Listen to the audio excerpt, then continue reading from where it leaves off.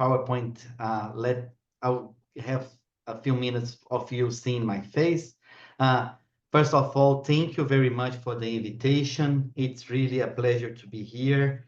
I study higher education, and I'm a big admirer of the Chilean system, because I think that you have a good balance, and also you still aim for excellence, and you can see excellence in many fields, and social sciences is one of them.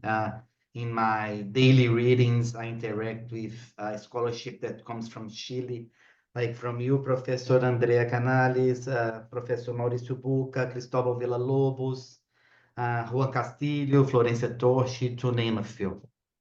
And also, excuse me for speaking in English. I can, in the discussion, you can ask me questions in Spanish. I can manage them proficiently, but the level of precision that I need to have a professional intervention like this, my Spanish is not that good. So for the purpose of precision, I will excuse myself and speak in English. I wish my Spanish was better. And finally, I prepared the presentation here today.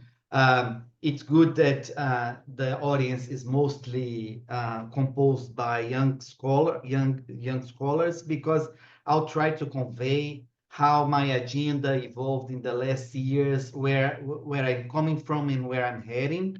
And I didn't plan a very technical presentation, so I'll try to communicate the intuition behind the research questions I had, where I come from, and the results I got.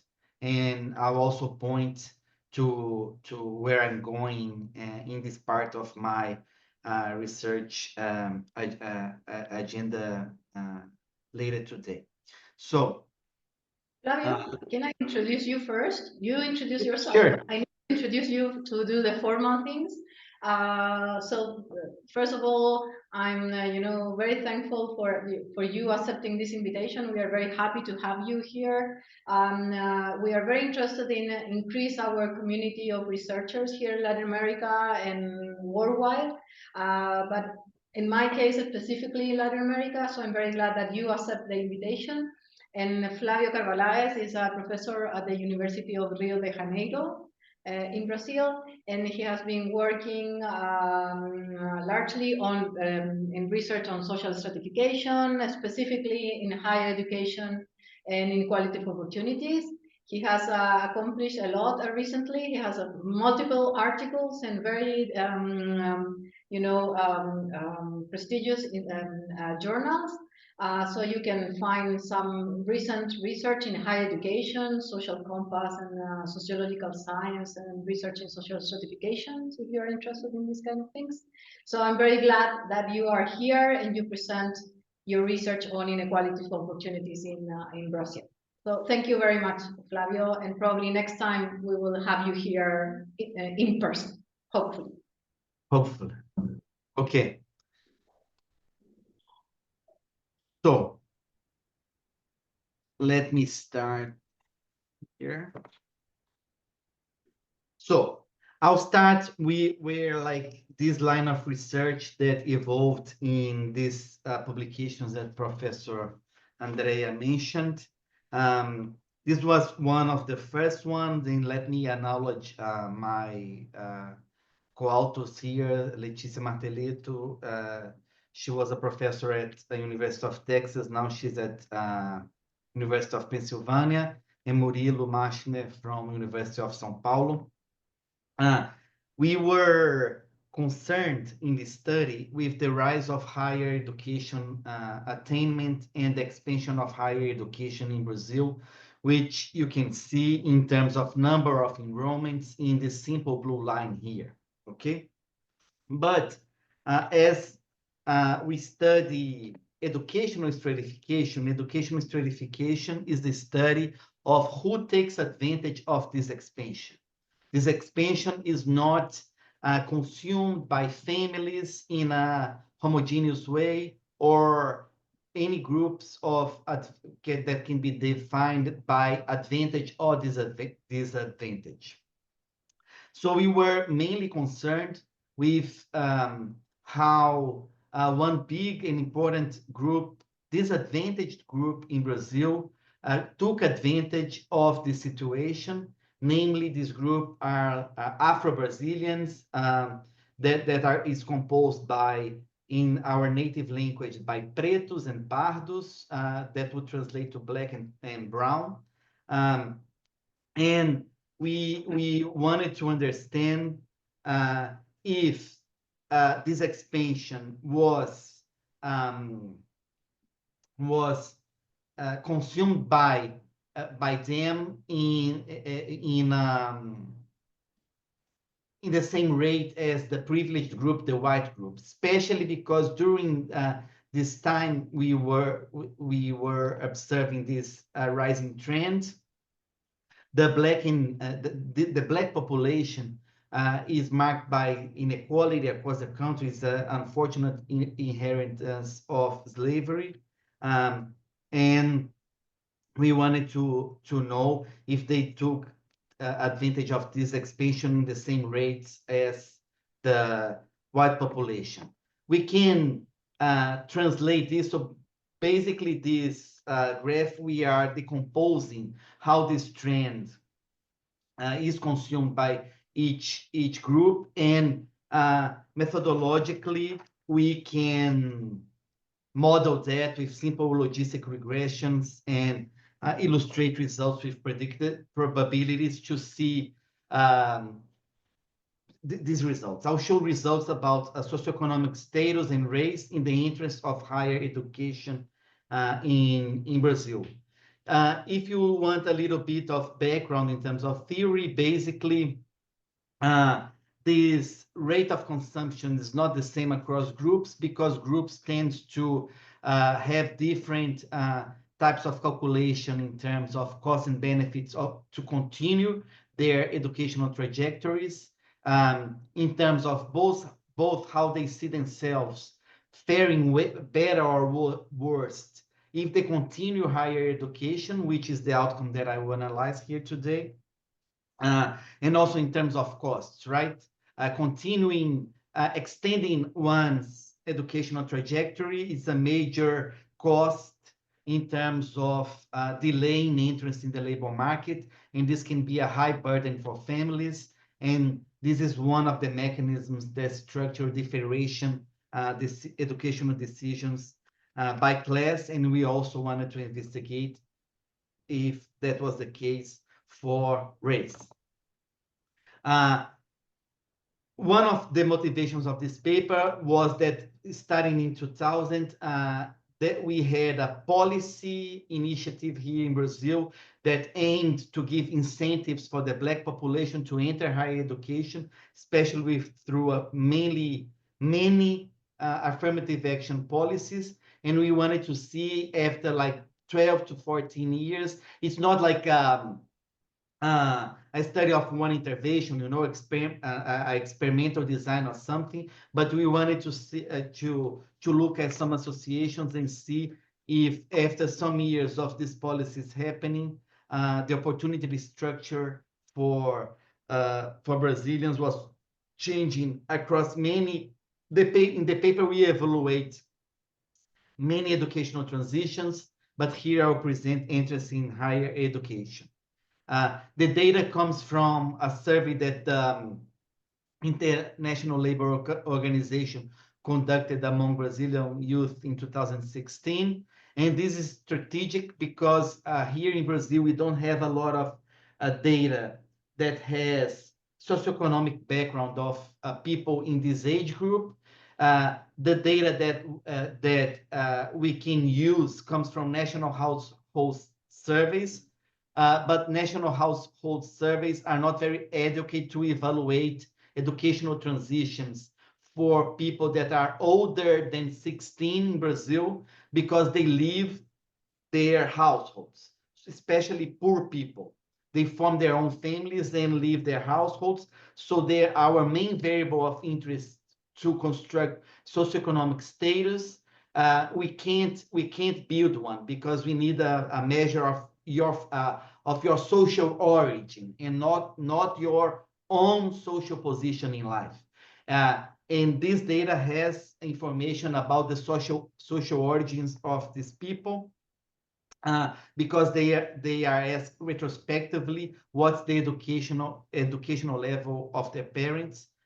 This is one of the main independent variables. You use the other one being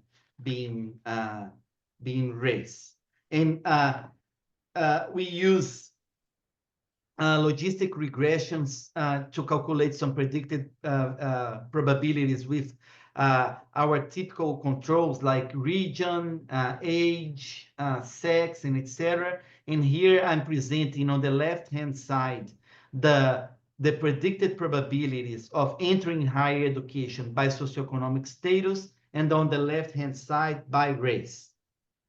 Moving from left to right in each graph, if the signs converge, the distance of the signs is the size of the socioeconomic gap or the racial gap, depending on the graph. If they converge, inequality is diminishing. If they diverge, inequality is increasing. If they stay stable, inequality is stable. So for higher education entrance in terms of socioeconomic status measured by parental level of education, we identified stability across time. So time here is measured by cohort. We have one cross-sectional data point, and we operationalize time by date of birth of two cohorts that were the older cohort was between 25 and 29, and the younger cohort was between 21 and 24. Sorry, the population is not 16 to 25, it's 16 to 29, sorry. So this is how we operationalize time. And moving from the older to the younger cohort, one major result of this paper was that we were one of the first studies to identify a convergence of the probability of Black and brown students entering higher education in the same rates as whites. So this was a major result that we got in this paper, but this needs to be read with some care, because if we evaluate previous educational transitions, we still see inequality both in terms of socioeconomic status and race, especially for finishing what's equivalent to high school.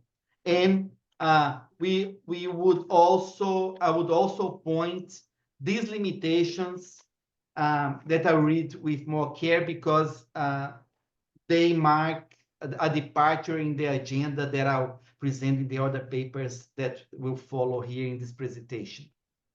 So one first thing that we didn't like in this, that provoked my agenda, was that I was not happy with treating higher education homogeneously. I wanted to say, instead of higher education, saying like the public sector, the private sector, the private for-profit sector. It also triggered attention to me towards the supply side of higher education. And now this, I pay a lot of attention to that now because of reasons that I'll present shortly. And also, I was very dissatisfied to treat the modeling of these probabilities without making use of measures of educational attainment, not educational attainment, educational performance and academic achievement. Fortunately, we were able, I mean we, because I always work in teams, to address some of these limitations, as I will show to you. So one thing that I think that marked a departure in my career after that paper was that I started to miss how I was able to understand the structuration of what people can choose. So I couldn't find literature to answer my questions. So I started to develop the literature myself. Brazil has very good data, administrative data, in the regulatory framework that regulates higher education. And what I was seeing was basically a super high marketization of higher education. So I don't know how things are in Chile. I know that the system has a lot of incentives for the presence of private higher education. But one thing that I think it may be a little bit different in the Brazilian context is that starting in 1996, the main sector that developed was for-profit higher education, and it's treated like a basic commodity when we are like in our everyday lives. These photographs here are pop stars in different realms of public life. TV presenters and singers, some of them do not have higher education concluded, but they sell education in magazines, websites, and television, and billboards, and etc.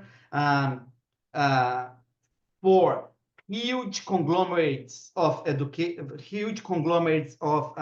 corporations that literally sell education for small prices and operate in the stock exchange. So I wanted to understand how this structure across time, basically. Like I wanted to stop talking about higher education in the aggregate sense, and I wanted to understand the marketization of education in a granular sense across time, and to eventually look again to opportunities and understand who goes where depending on social background, you know. But I needed to I diverged a little bit. I divided my agenda a little bit to understand the supply itself of higher education. And one other big motivation besides for-profit education was that distance education took off starting in 2010. So the left-hand graph, the left-hand size graph, the first graph, pane away, shows the growth of enrollments by sector in Brazil.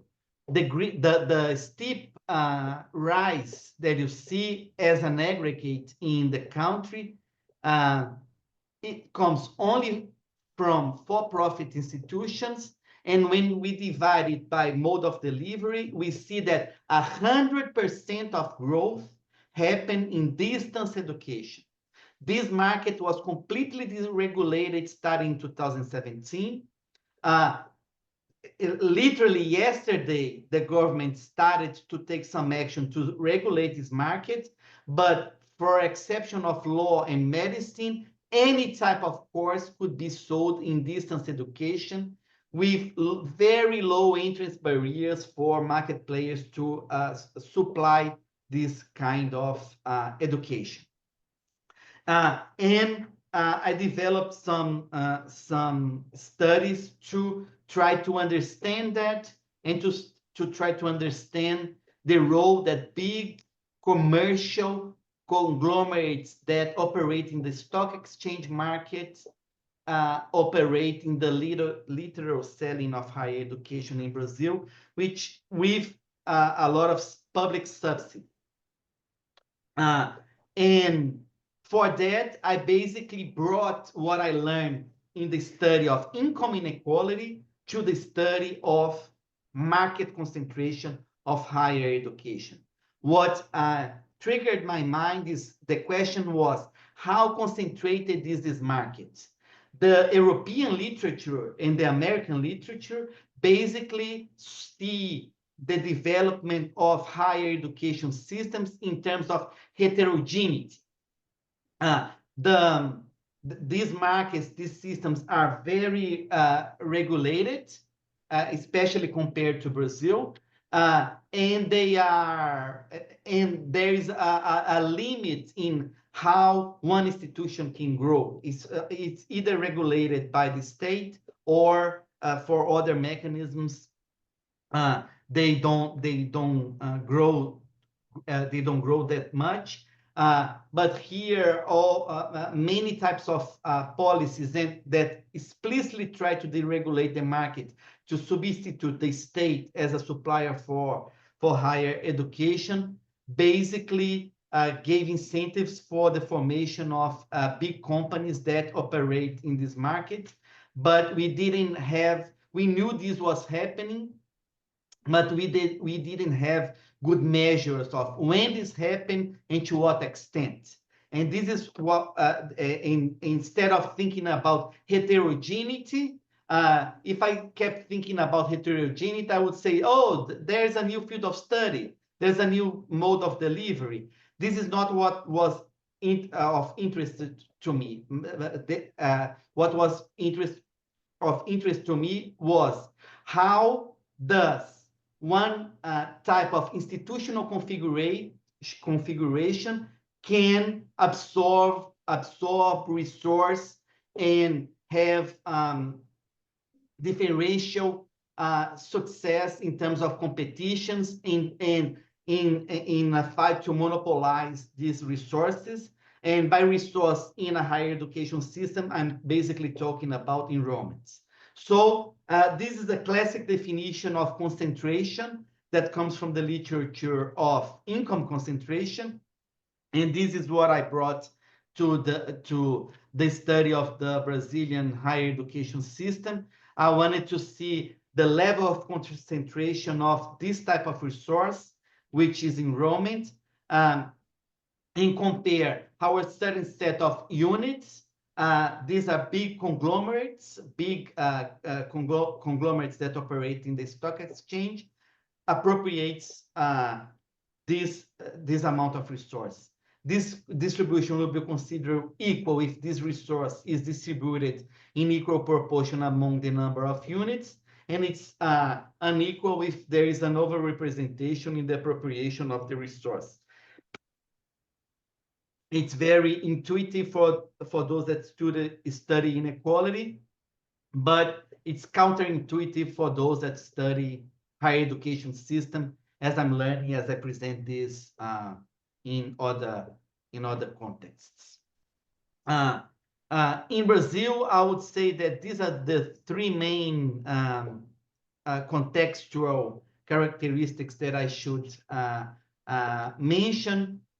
In '96, a big deregulation and authorization of for-profit operation in education and higher education. So basically, education establishments could have profits, and people in companies could appropriate profits.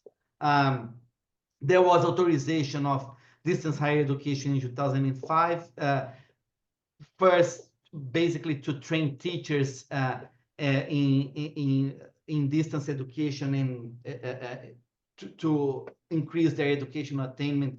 Teachers that only had like vocational education to teach children, to upgrade them, to teach, to become better teachers, but then a big door opened and many types of degrees were authorized.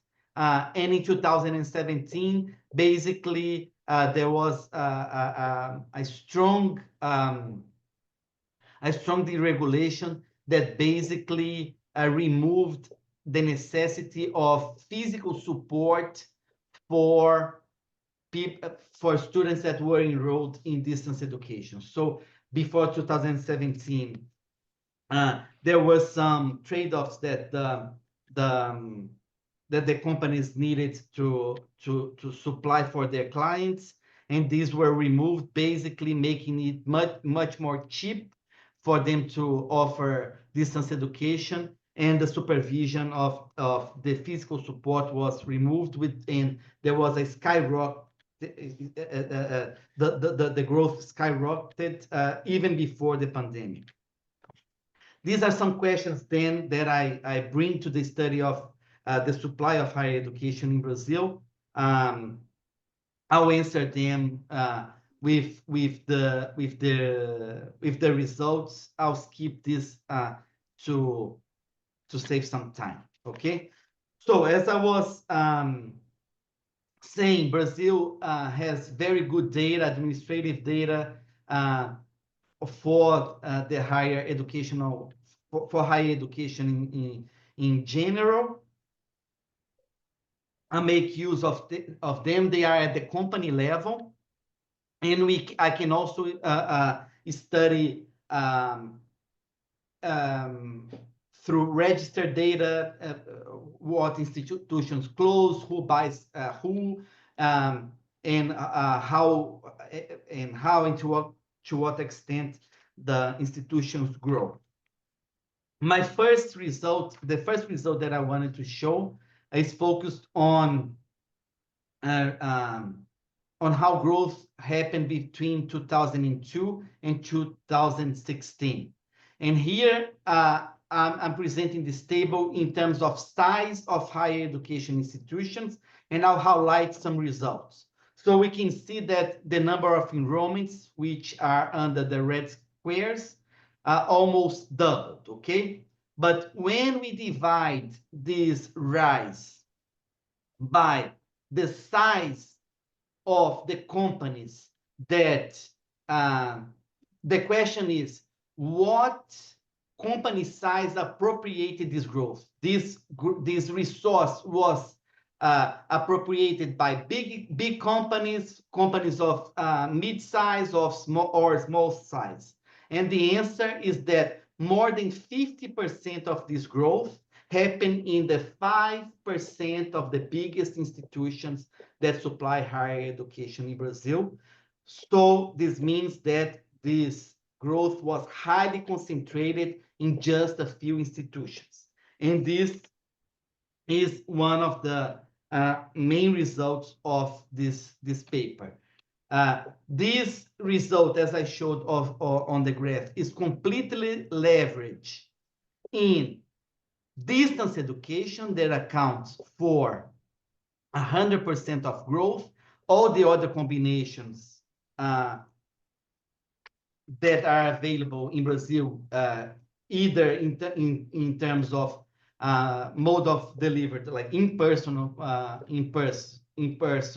and by type of property, if it's public or not, it doesn't matter. All other combinations were either stable or decreased their importance, especially non-profit private institutions, which were the biggest losers of this process. And this process basically changed the basis of how higher education is supplied in Brazil to distance education. And not only that, this here is, instead of saying like the 5% of the biggest institutions, now we are saying like the literal top 5 institutions, because 5% you can have, like a lot of institutions. Here we are breaking down only the 5 top institutions, the 6 to 20, it's a range, okay? And we can see that if we take the top 20 biggest conglomerates, the biggest companies that operate in the market, they concentrate 60% of the market share of higher of distance education in Brazil, and this has serious consequences. One of them being, for instance, the complete change in how some professions are being are being trained to enter the labor market. I'll give you one example. 90% of future teachers in Brazil are learning to become a teacher in distance education. So they don't go to a, a, a regular classroom in-person higher education. And other fields of study, such as nursing, social services, many types of care professions are being taught in distance education, and this is creating a lot of turmoil in professional associations and also in the public that it's becoming afraid to consume some services of some professions. And literally yesterday, some new regulations were taken into effect to try to give to regulate a little bit more of the to regulate this market a little bit more. I didn't have much time to look into the detail of what changed, but I think this is a very serious topic of attention. And of course, we need to improve the attainment of the educational attainment of Brazilians, but I don't think that access at all costs in any type of educational option is an answer. From a scholar perspective, like an academic perspective, I think that we need to consider costs of students in terms of time, in terms of the efforts, and also in terms of what they can get out of higher education, if their expectations are being met or not. And also in terms of public, I think this in the deregulation of professions, the consequences of this complete deregulation are very serious. And just thinking about access, I think we need a more complex perspective on the supply side of higher education. And I think that's why I think this line of work that addresses the supply of higher education is important in our context. And finally, I started to try to bring performance into the picture, basically trying to see, like, as we disaggregate higher education in other types of words, trying to say, for example, the sector that the people end up, like public or private, or if they don't enter higher education at all, taking educational performance into account. I have one study that we went back to the race question to see if racial stratification, if the racial stratification of opportunities was still apparent after we controlled for performance. So this graph here basically is the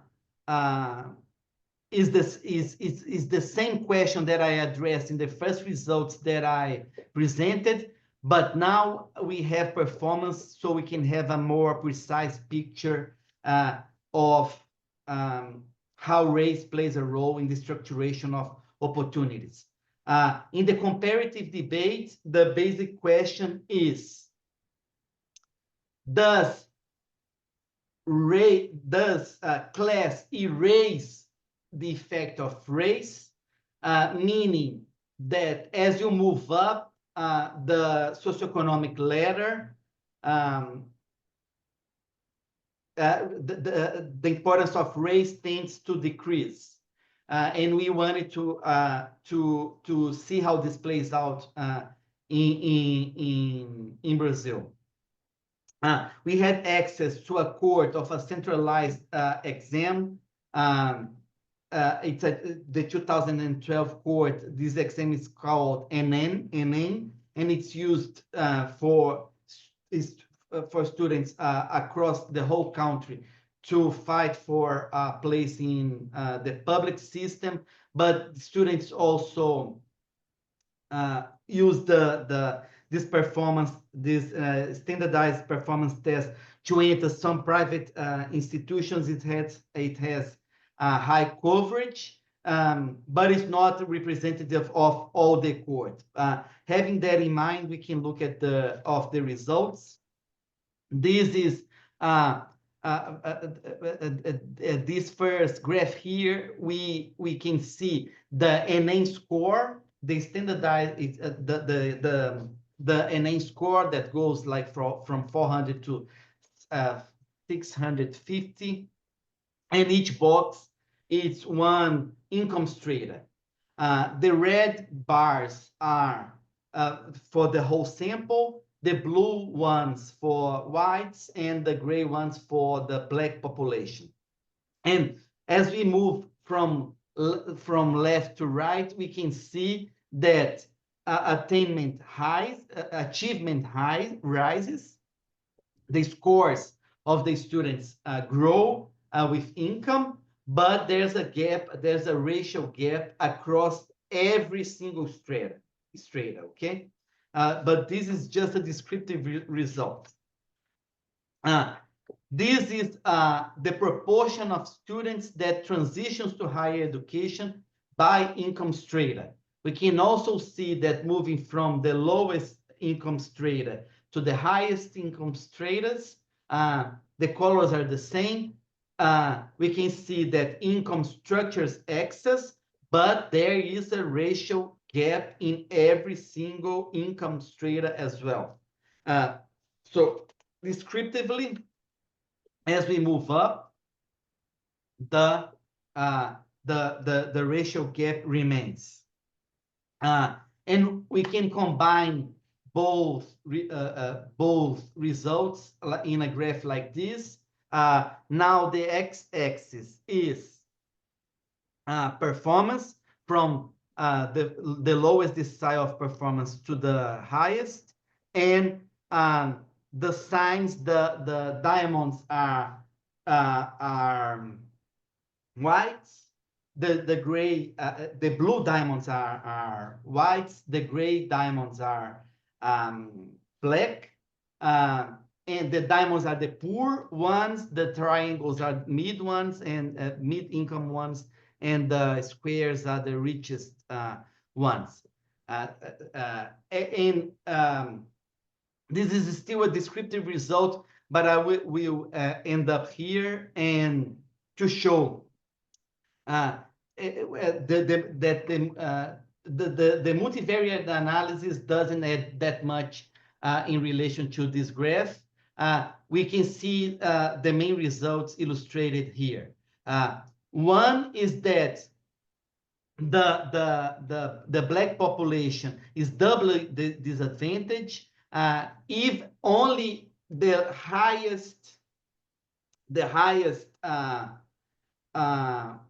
richest students, the effect of race is erased.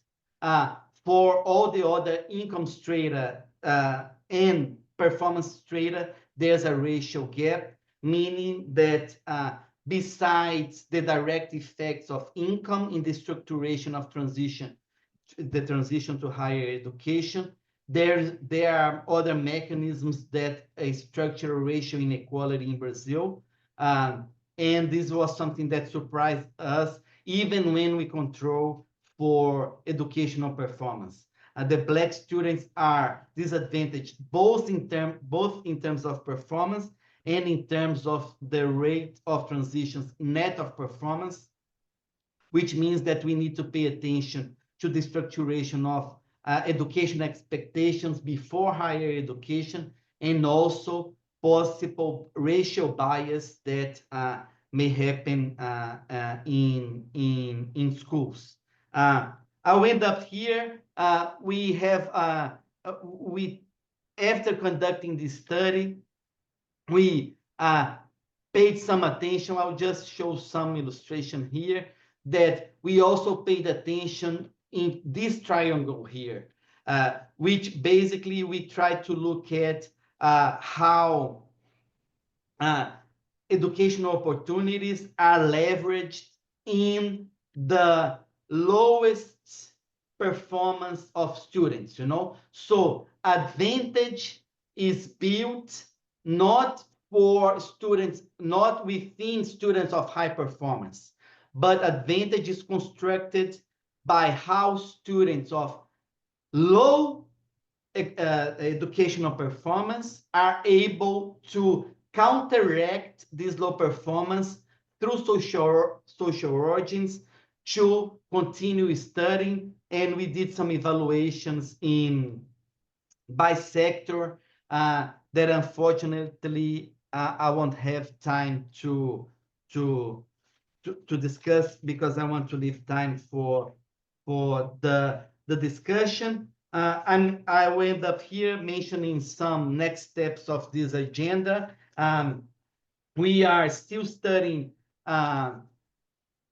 taking a deeper dive in the analysis of marketization of higher education, trying to understand in a more granular fashion who are the losers and winners of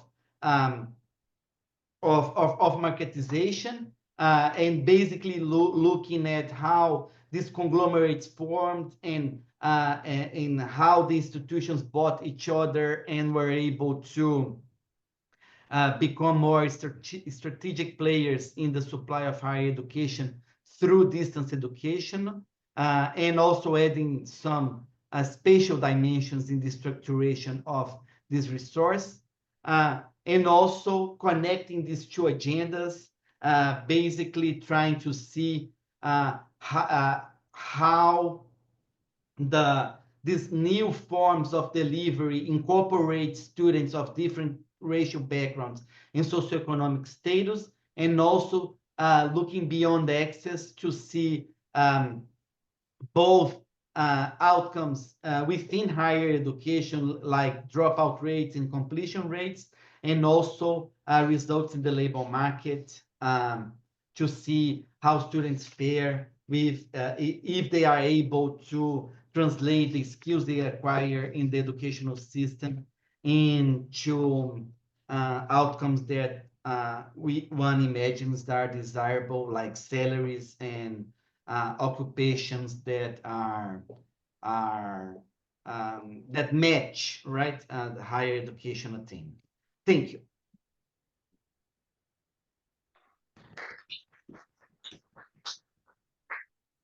Thank you, Flavio. Very interesting trends that you presented.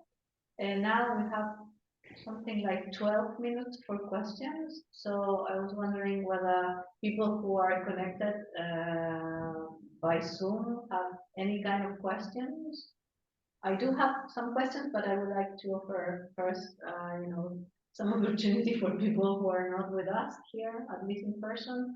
So anyone in Zoom has any questions regarding Flavio's presentation?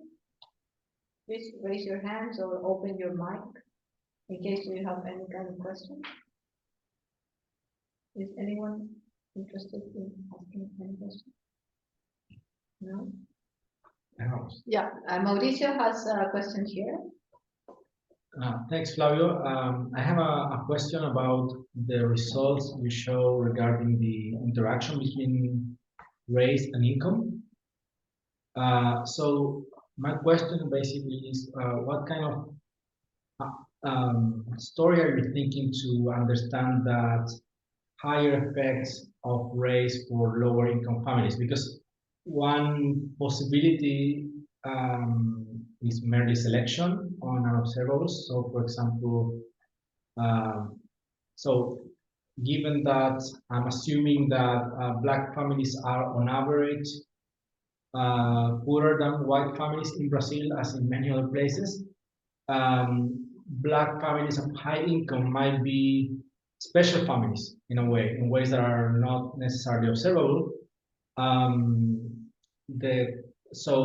These families could be positively selected in terms of factors that at the same time contribute to educational attainment.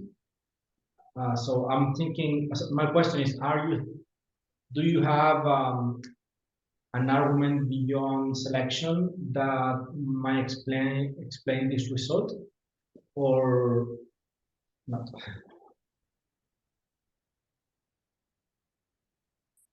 Okay, do we collect more questions or?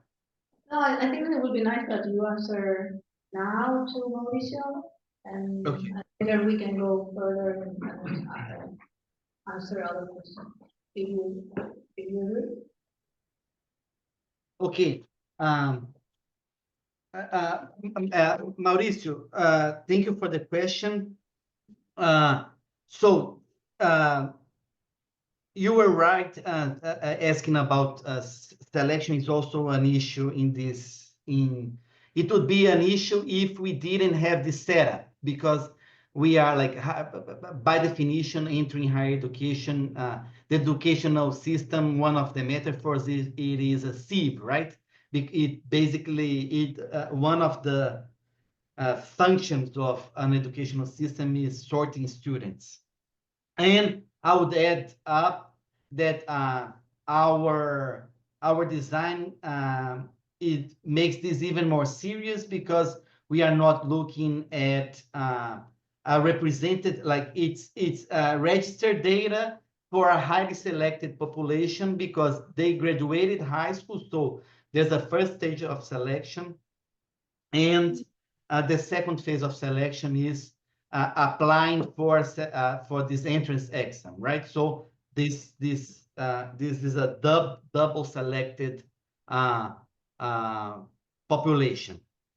But with that in mind, we are basically saying that the biggest effect that we observe is not race. First is academic achievement, and second is the direct effect of income. And but there is still a residue of the effect of race, even with these classic controls. These observable controls taken into account. We just are careful to explain that we are aware of the selection, but what we try to the way we try to interpret this is that in terms of the competition that these highly selected students are, and the high quality data we have to evaluate them, the narrative that we use to interpret the result is basically what I suggested.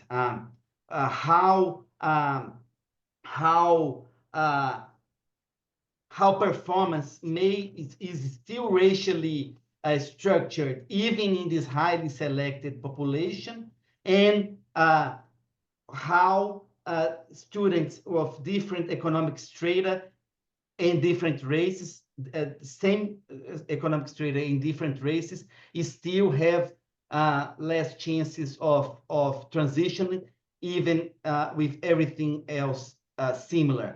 I don't know if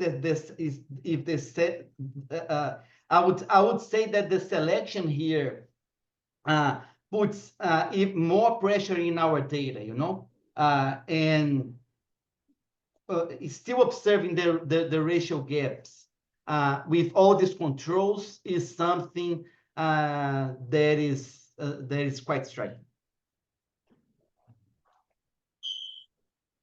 Okay. Thanks. Is any question here? I do have a question. Okay, just for clarification.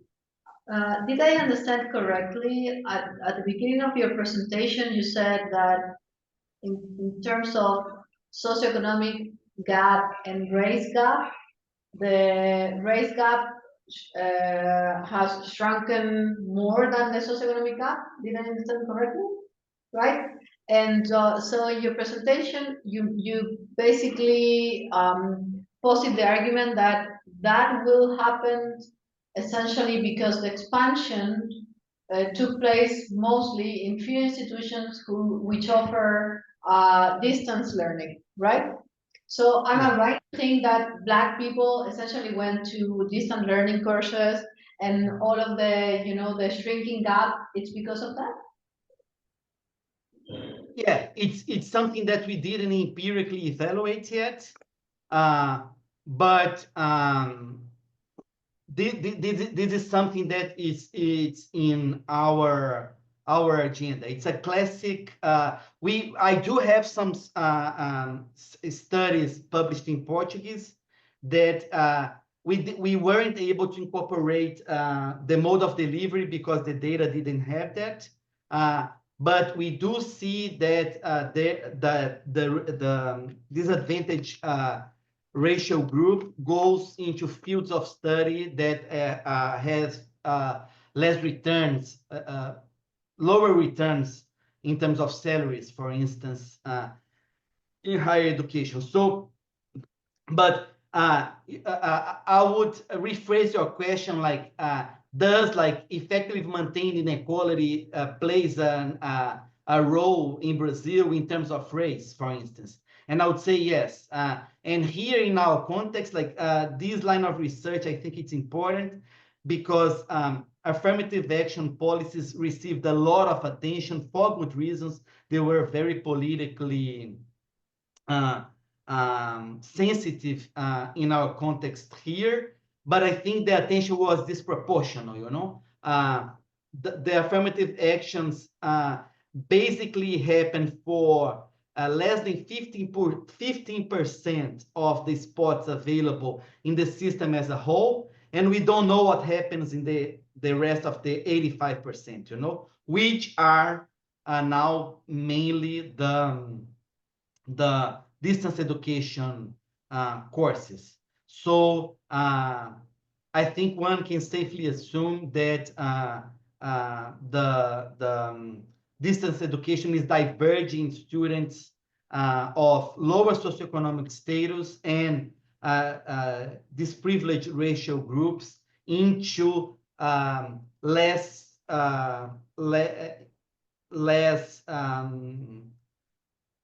optimistic, you know, destinations in comparison to privileged students. Mm-hmm. Yep.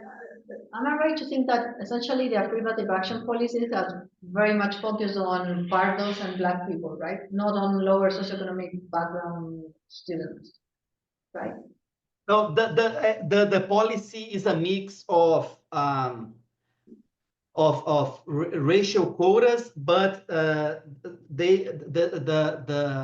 affirmative action policies they are mainly for academically selective institutions, public institutions. Some subsidies also have quotas, but it changes in time, and the quotas is for it is more a bonus than a quota. For the public institutions, is a quota. And the first criteria is if the student went or not in a public school during their high school studies.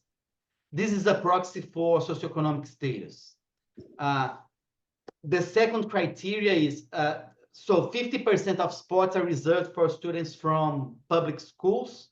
Of this 50%, 50% is reserved for students with less than 1.5 minimum salaries of per capita income in their households, and half for students that have incomes with higher thresholds than that.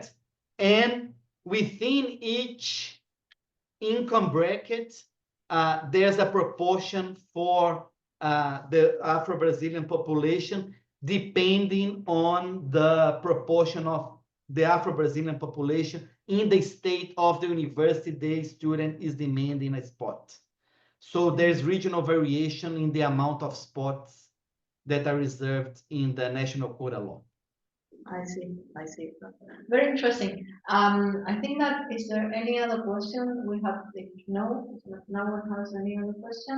I think that we need to stop here, but first of all, thank you very much, Flavio, for your presentation. I would love to have more in-depth analysis about the later papers about the decomposition analysis, which I found very interesting because I read it recently.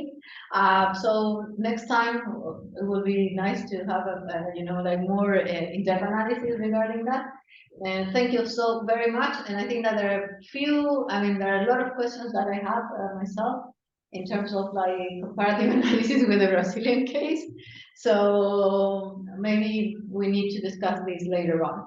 So I want to thank you, Flavio, for your time, for your presentation. Very interesting trends that you show in Brazil, and see you very soon. And next time we will have probably you here in person, hopefully. Okay.